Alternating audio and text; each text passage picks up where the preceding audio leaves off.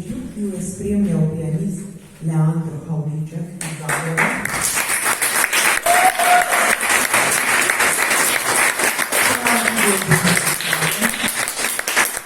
Dodatno pa bi povedala še, da je razstava prodajna, tako da če želite kupiti katero od slik, vas vabimo, da se obrnete na avtorja slike. Razstava bo odprta do 20. avgusta letošnjega leta. Sedaj pa vas vse vljudno vabim na ogled razstave in druženje ob njej.